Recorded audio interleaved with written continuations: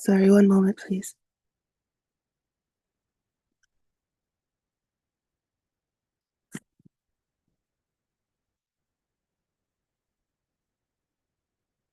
Sorry, one moment, please.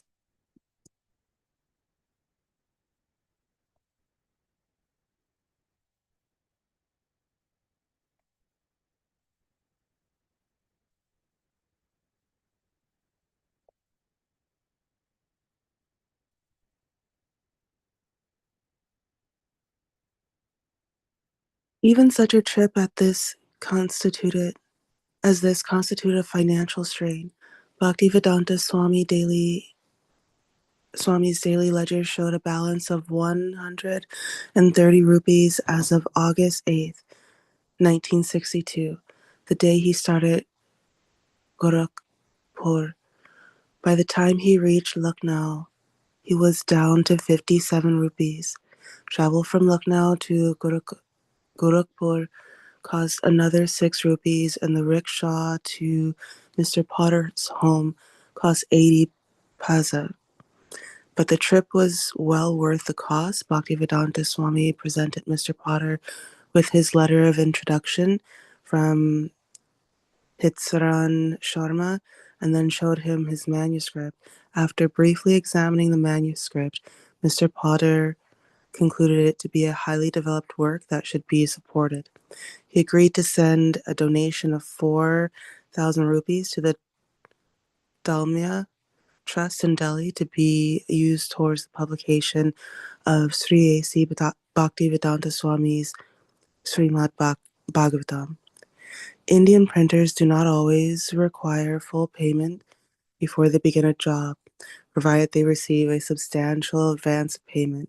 After the job is printed and bound, a customer who has not made the complete payment takes a portion of books commensurate to what he has paid, and after selling those books, he uses his profit to buy more. Bhaktivedanta Swami estimated that printing one volume would cost 7,000 rupees, so he was 3,000 short. He raised a few hundred rupees more by going door to door throughout Delhi. Then he went back to Radha Press and asked Hitran Sharma to begin. Mr. Sharma agreed.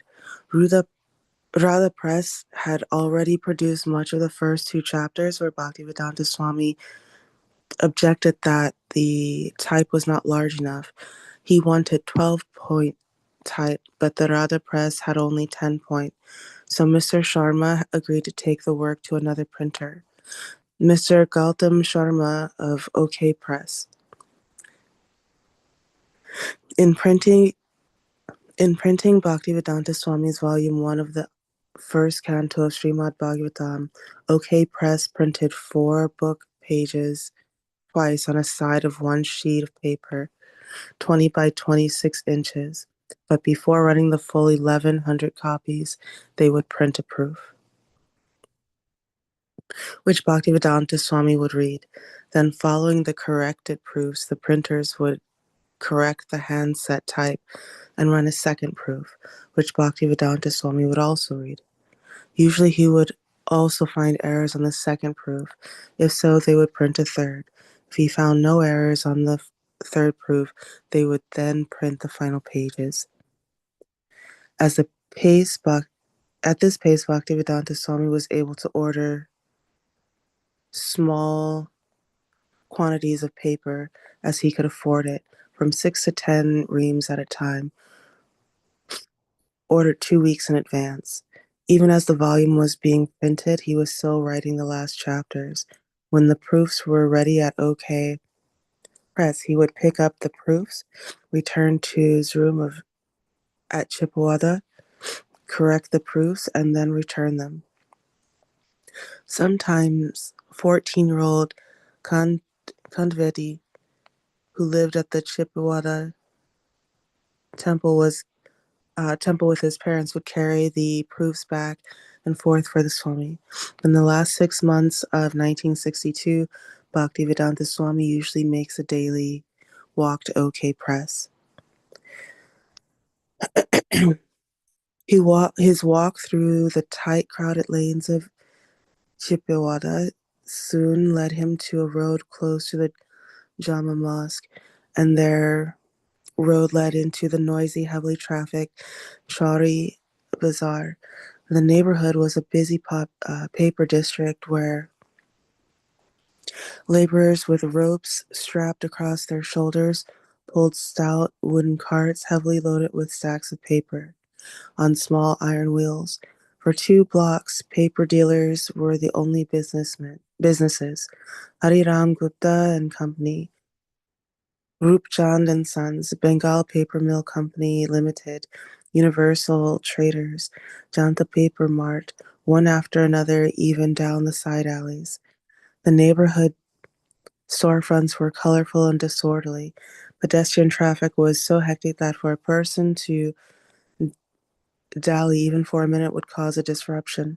Carts and rickshaws carried paper and other goods back and forth through the streets. Sometimes a laborer would jog past with a hefty stack of pages on his head, the stack weighing down on either end. Traffic was swift and unmindful of slow-footed pedestrians risking being struck by a load of protruding from the head of a bearer or from a passing cart. Occasionally, a man would be squatting on the roadside, smashing chunks of coal into small pieces to sell.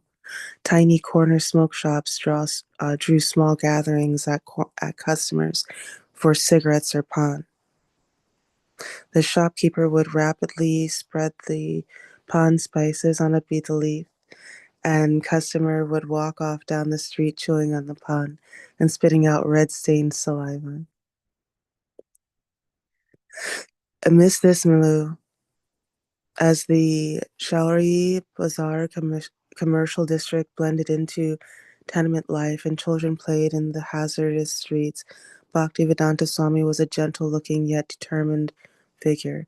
As he walked past the tenements, the tile sellers, the grain sellers, the sweet shops, and the printers, overhead would be electric wires, pigeons, and the clotheslines from the tenants' balcony. Finally, he would come to OK Press, directly across from a small mosque. He would come carrying the corrected proofs to anxiously oversee the printing work. after after 4 months, when the whole book had been printed and the sheets were stacked on the floor of the press, Mr. Hitsaran Sharma arranged for the work to be moved to a bindery. The binding was done by an ancient operation, mostly by hand, and it took another month. Bhaktivedanta Swami would come and observe workers. A row of men sat in a small room surrounded by sacks of printed paper. The first man would take one of the large printed sheets, rapidly fold it twice, and pass it to the next man, who performed the next operation. The pages would be folded, stitched, and collated, then put into a vise and hammered together before being trimmed on 3 sides with a handsaw and glued. Bit by bit, the book would be prepared for the final hardcover.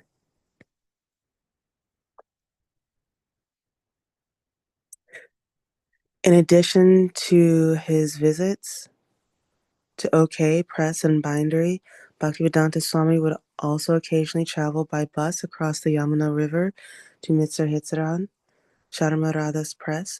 The Radha press was printing 1,000 dust jackets for the volume.